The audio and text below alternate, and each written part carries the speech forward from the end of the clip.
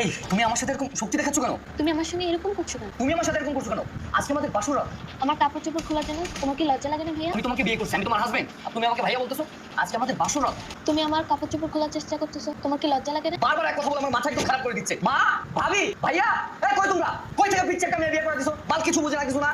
এই কি হয়েছে? এত রাত্রে চিল্লাপাল্লা করছো কেন? রাত্রেবেলা আমার কি সাথে আমি চিল্লাপাল্লা করতেছি? কই থেকে পিচ্ছে একটা মেয়ে আমাকে বিয়ে করে দিছো? কিছুই বুঝে না ভাবি, আমি কি করবো এখন? ও ছোট মানুষ, ওকে তুমি বুঝিয়ে সুঝিয়ে তারপর মানিয়ে নেবে। রাত্রে চিল্লাপাল্লা করছো, আস্তে ধীরে চুপচাপ ঘুমিয়ে পড়, মানুষ খারাপ বলবে। ঘুমাও, আমি যাচ্ছি। কই যাচ্ছ তুমি? আমার ঘরে পিচ্ছে একটা বউ, একটা মুসিবত আমার ঘরে দিয়ে তুমি সুন্দর মতো জ্ঞান দিয়ে এখন পালাচ্ছ। তো সব আরে এই যে, কি একটা অবস্থা, ভালো লাগে না আমার।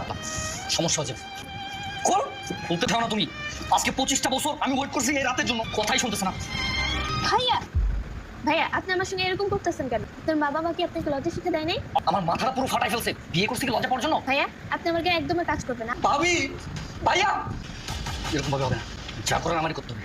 সব খুলে গুলো তো সংসারে আমি করতাম না। বালের এক পিচ্ছি মেয়ে। রাজু, তুই এখানে দাঁড়িয়ে কেন? আজকে তোদের বাসর আর বাসর না চাই, আমি কি এমন অপরাধ করছি? রাত্রেবেলা চিল্লাপালা শুরু করতেছে। এই চুপ কর। কি একটা অবস্থা! লজ্জা শরমের মাথা খেয়ে বসেছে।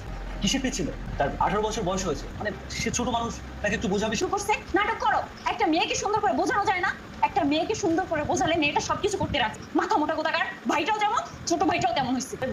তুমি আবার কি শুরু করলে? মানে সব জায়গায় আমাকে টানাটানি। শোনো, মাথা গরম করো না, ওকে বোঝাও, বুঝিয়ে একটু মানিয়ে নিতে বলো। রাত হয়েছে, আমি গেলাম। আমি হ্যাঁ, এমন কোনো সেন্টেড করিস না যাতে বাড়ির লোকজন খারাপ বলে। আর দেখ, ও হচ্ছে প্রাপ্তবয়স্ক, ওকে যদি তুই বুঝাস ও নিশ্চয়ই বুঝবে। এভাবে খারাপ ব্যবহার করো তাহলে সে কিভাবে তোমার সাথে সারা জীবন থাকবে বলো? আমার দেবরটা যা বলে একটু মানিয়ে নাও, চিল্লাপালা করো না। দেখো, লোকজন জানাজানি হলে খারাপ বলবে। আমি আসি।